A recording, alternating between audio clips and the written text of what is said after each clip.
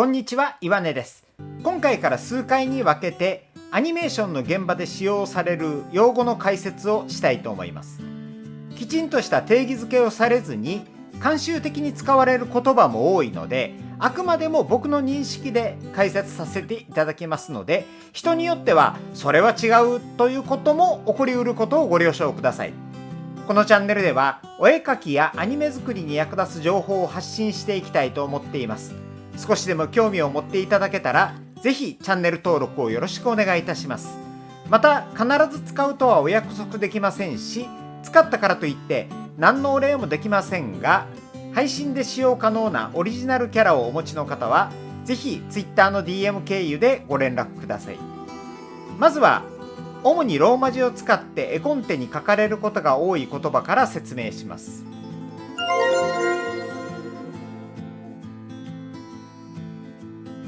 カタカナでアクションと書かれることもあります。絵コンテで2つのカットにまたがるように AC と書かれている場合、その2つのカットをアクションカットと呼び、最初のカットと次のカットにまたがるように1つのアクションを書きます。例では、振り向くというアクションを2つのカットに分けてあります。多くの場合、2つのカットでキャラクターのサイズが変わります。今回、ロングからアップにつないでありますが、もちろん逆でも構いません。ただし、アップからロングというつなぎの場合、観客が小さいキャラクターを画面上で発見する前にアクションが終了してしまい、なんだかよくわからないというケースもあるので注意が必要です。一度使用したセルや背景を別の場面で使用することです。最初から何度も使用することを前提としたカットはバンクカットと呼ばれて、上手な人が気合を入れて枚数を使って作ることが多いです。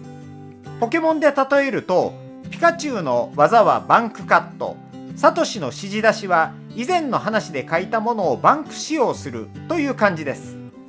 また厳密に言うと別の概念なんですけども、後ほど説明する DN も含めてバンクと表現されることが多いです。背景バックグラウンドを略しています。例えば、レイアウトに椅子を書いたときに、この椅子は BG でとか、この椅子はセルでという感じで指定を追記することが多いです。ワンカット内で複数背景が必要な場合、それぞれに BG1、BG2 という感じで連番を振るときにも使います。通常背景はキャラクターの後ろに置かれていますが、こんな感じでキャラクターの手前に置かれる背景をブックと言います。デジタルでは透明なレイヤーの上に書くだけなんですけども、アナログでは画用紙に書いたものを切り抜いてセルに貼り付けるか、セルに直接アニメカラーで書くことになるので負担になる手法でした。語源は背景にセロテープで貼って本のように開いて間にセルを挟むからと聞きました。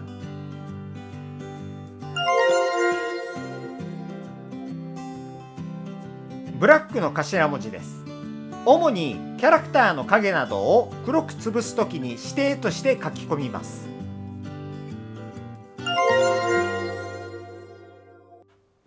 先に説明したバンクに似てますが、再撮影せずに完全に同じものを毎回使用するものを言います。ポケモンで例えるとロケット弾の工場などです。リュープネガ、複製されたネガの頭文字です。ネガを複製するので、アナログ時代は若干の画質低下が見られました。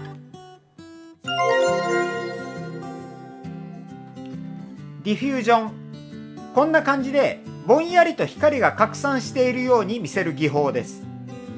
夢とか回想シーンなど現実と差をつけたい時や、爆発で強烈な光に包まれている時の表現などによく使われます。フェードイン、フェードアウトと読みます。黒から徐々に画面が見えてくるのがフェードイン。逆に画面がどんどん暗くなって最終的に黒になるのがフェードアウトです。シーンの切り替わりなどで使われることが多いです。カメラワークが一切存在しないカットを指します。キャラクターが動き回っていてもカメラが動かなければフィックスです。カタカナでフォローと書かれることも多いです。移動しているキャラクターにカメラが追従していくので、結果的にキャラクターの画面上の位置が固定で、背景が一方向に引かれるという表現になります。1コマあたり何ミリ引くかによってトータルの背景の長さが決定されるので、レイアウト時に何ミリ移動するかを明確に決める必要があります。フォロー方向は仮想カメラが移動する方向に矢印を書くので、一般的に背景を引っ張る方向とは逆になります。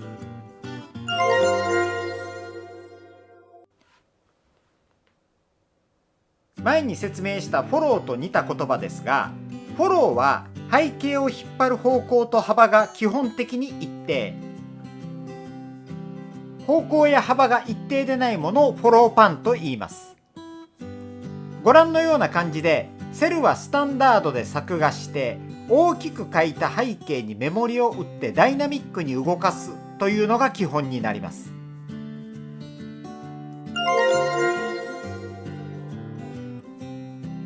キャラクターが移動してきて画面に入ってくるのがフレームイン。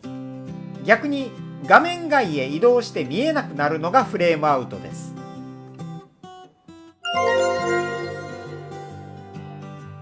ハイライトです。キャラクターの色でノーマル部分よりも明るいところですね。よくある使い方としては、目のハイ、色トレスとかそんな感じです。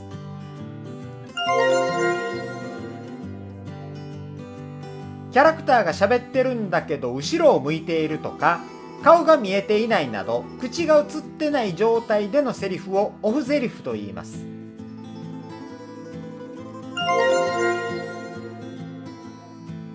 オーバーラップの略です。例のように2つのカットをつなぐときに、前のカットをフェードアウトさせながら次のカットをフェードインすることで滑らかに接続することです。注意点は、2つのカットそれぞれに接続のためののりしろが必要なので、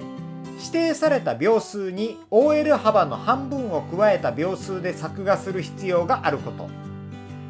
例えばカット秒数3秒で OL 幅が12コマだった場合、3秒6コマの分の作画が必要になります。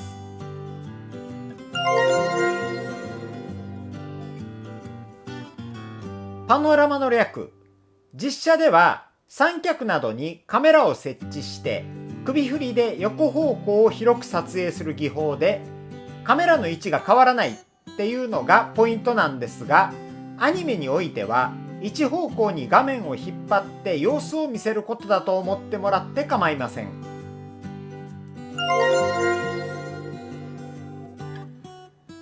頭文字を取ってレイアウトのことを表します。最近は第一原画とセットで扱われることも多いので、そこまで含めてレイアウトということもあります。狭い意味では、レイアウト用紙に背景とキャラクターを書き込んだ1枚の絵のことを指します。L と O の間のスラッシュを略すこともあります。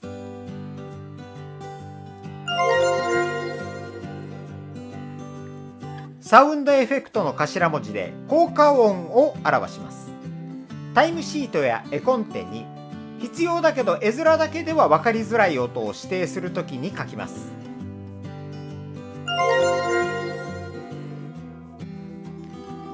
スライドの頭文字。セルやブックなどを引っ張るときに矢印を添えて指示として書き込みます。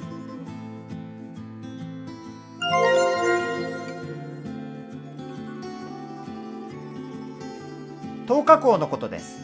なぜか等加の t と中途半端に略した言葉です。アナログ時代は本当にセルの下から光を当てて撮影していたんですが、デジタルではブラーをかけて加算モードで合成することで光を表現しています。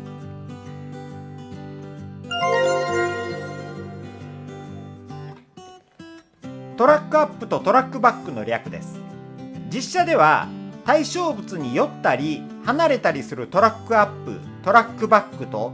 ズームレンズで寄ったり引いたりするのは効果が違うので別物と考えますが、アニメだとこのように画面に寄ったり引いたりすることだと大雑把に捉えてもらって構いません。ズームとトラックの違いを知りたい方は、この動画の説明欄にリンクを貼っておきますので、ぜひご覧ください。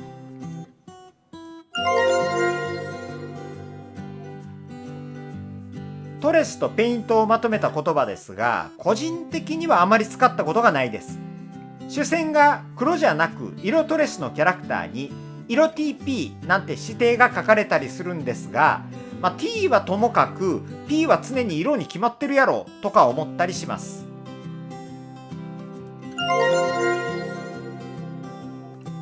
ホワイトイン、ホワイトアウト。先に述べたフェードイン、フェードアウトが黒であるのに対して、ホワイトインが白から画面が現れること、ホワイトアウトは画面が白に変わっていくことです。